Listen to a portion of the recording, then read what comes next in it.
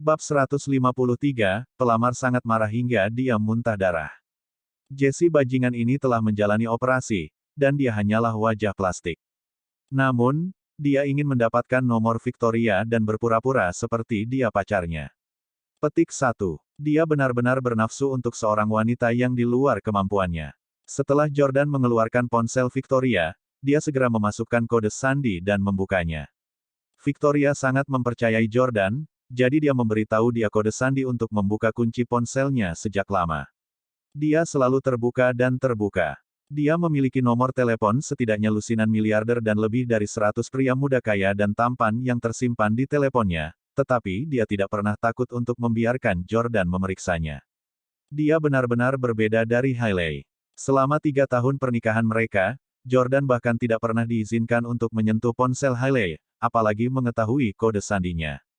Hailey mengatakan kepada Jordan bahwa meskipun mereka sudah menikah, mereka tetap harus menghormati privasi satu sama lain. Jordan tidak berharap dia mengambil keuntungan dari privasi yang dia berikan padanya dan membuatnya menjadi suami yang istrinya tidak setia. Jesse tidak bereaksi karena dia mengira telepon itu milik Jordan, jadi diharapkan dia bisa membukanya. Jauh di lubuk hatinya, dia membenci Jordan dan mengira dia adalah orang udik karena dia sebenarnya mengetikkan kode sandi untuk membukanya, bukan touch ID sidik jari atau pengenalan wajah. Setelah berhasil membuka kunci ponsel, Jordan langsung mengetuk aplikasi WhatsApp. Begitu dia melihat Jordan melakukannya, Jesse panik dan buru-buru maju untuk mengambil telepon Victoria. Apakah kamu mengingat nomor Victoria? Kamu tidak diizinkan mengirim SMS padanya. Petik 2. Jesse telah memegang teleponnya dan pamer ke Jordan dengan puas sejak dia mendapatkan nomor Victoria. Jesse juga berpikir bahwa Jordan telah mengambil kesempatan untuk menghafal nomor Victoria. Minggir. Jordan mendorongnya dan membuka aplikasi WhatsApp untuk melihat bahwa Jesse telah mengirim pesan baru, seperti yang dia harapkan. Jordan melihat layar ponsel dan bertanya pada Jesse, nama pengguna WhatsApp Anda adalah Jesse. Kenapa kamu begitu tidak tahu malu? Petik 2. Jesse punuk dengan dingin, ini kependekan dari namaku. Apa yang salah? Siapa yang saya rugikan? Tidak? Tunggu, bagaimana Anda tahu nama pengguna WhatsApp saya? Saat Jesse berbicara, dia tiba-tiba menyadari sesuatu.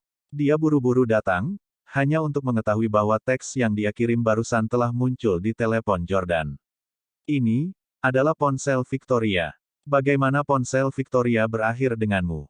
Tanda tanya tanda seru. Bagaimana kamu tahu kode sandinya? Petik 2. Jesse terkejut, dan dia akhirnya menyadari bahwa Jordan dan Victoria memang saling mengenal.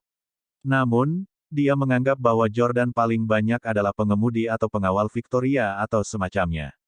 Bawahan seperti itu tidak bisa mendapatkan kata sandi ponsel Victoria. Jordan tersenyum dan memblokir nomor Jesse. Tidak, Jesse menjerit histeris. Setelah memblokir nomor Jesse, Jordan berkata, kamu tidak perlu mencoba dengan ponselmu yang lain. Saya masih akan memblokir Anda semua sama. Petik 2. Oh, ngomong-ngomong, barusan, aku mendengar bosmu mengatakan bahwa uang yang kamu berikan akan ditransfer ke Victoria. Petik 2. Kamu baru saja memberi hadiah total $200.000. Setelah dikurangi biaya platform, Victoria akan mendapatkan $100.000. Kebetulan kami baru saja tiba di New York City hari ini, dan kami belum membeli perabotan apapun. Saya akan menggunakan $100.000 yang Anda berikan untuk membeli tempat tidur yang besar dan nyaman. Yah, itu akan lebih nyaman untuk Victoria dan aku. Kamu tahu apa yang saya maksud? Jesse hampir muntah darah. Tidak, dia telah menghabiskan $200 untuk mendapatkan nomor Victoria, namun, dia tidak bisa mengobrol dengannya sama sekali. Sebaliknya, uangnya akan dihabiskan di tempat tidur untuknya dan pacarnya. Ini terlalu kejam. Sebelum pergi, Jordan berkata kepada Jesse lagi, jangan gunakan kata-kata menjijikkan itu di siaran langsung lagi. Kalau tidak, Anda harus melakukan operasi hidung lagi. Jordan tahu bahwa Jesse telah menjalani banyak operasi plastik di wajahnya. Operasi plastik sudah menjadi hal yang lumrah bagi pria saat ini, terutama di kota kosmopolitan seperti New York City. Itu bahkan lebih umum di industri mode, tempat Jesse berada. Jesse sangat ketakutan sehingga dia menutupi hidungnya dengan ketakutan yang tertulis di seluruh wajahnya.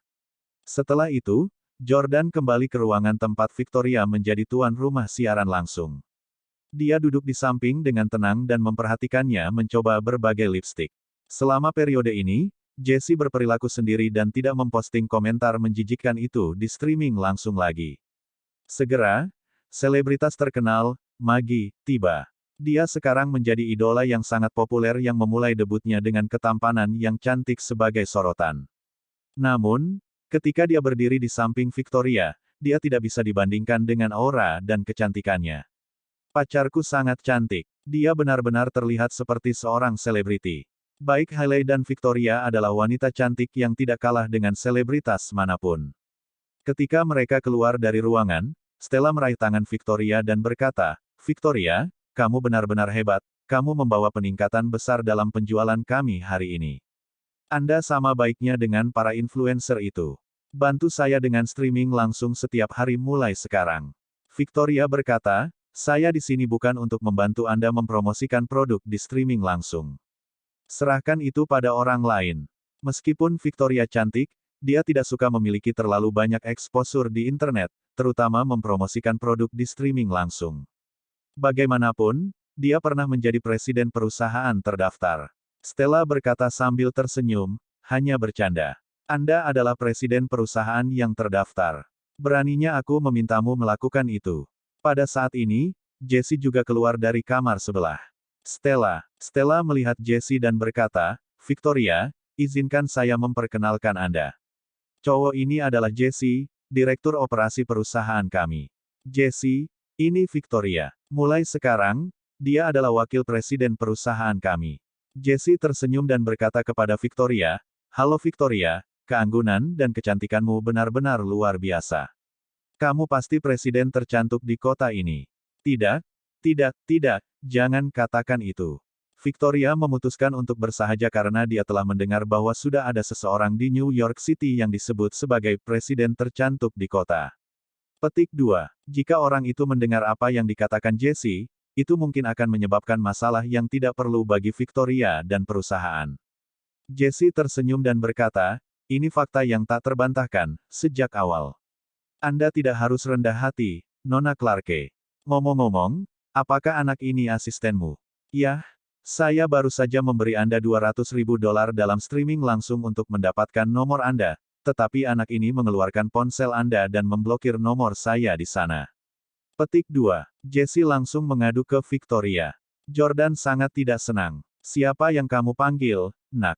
Jessie memutar matanya dengan jijik dan berkata, "Jika Anda marah, keluarkan ide Anda, dan kami dapat membandingkan usia Anda.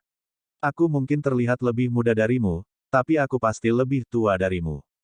Victoria tidak ingin pacarnya terlibat konflik dengan rekannya, jadi dia buru-buru berkata, "Jordan adalah pacarku." Petik 2. Jessie membeku kaget. "Laki-laki, pacar. Apa dia benar-benar pacarmu?" Melihat Jessie masih tidak percaya padanya, Jordan melingkarkan lengannya di pinggang Victoria dan menciumnya. Bab 154, Bagaimana Anda mengerti bahasa Italia? "Apakah kamu percaya sekarang, nak?" Jordan memandang Jessie dengan puas. Jessie sangat marah. "Ah, sungguh merusak pemandangan." Petik 2. Pada saat ini, Stella berkata, "Yah, ini hampir tengah hari, Victoria, kalian baru saja tiba di New York City hari ini. Saya harus mentraktir Anda makan malam dan menjamu Anda dengan baik, apapun yang terjadi. Ayo pergi." Stella dan Jessie bepergian dengan mobil yang sama sementara Jordan dan Victoria menggunakan mobil mereka sendiri. Mereka berempat segera tiba di sebuah restoran Italia bernama 81. 2. Itu adalah salah satu restoran tepi laut terbaik di kota, memungkinkan pelanggan untuk menikmati pemandangan indah sambil menikmati makanan lezat. Restoran itu sebenarnya dinamai berdasarkan film Italia. Setelah duduk di meja dekat jendela, Jessie aktif mencari peluang untuk mempersulit Jordan. "Jordan, dari merek apa bajumu? Kok saya tidak bisa melihat logonya? Apakah Uniqlo atau H&M?" Stella tertawa di samping. Stella, Victoria, dan Jessie semuanya mengenakan pakaian desainer dari merek seperti Chanel dan Gucci. Di sisi lain, seluruh pakaian Jordan mungkin bernilai kurang dari satu potong pakaian mereka.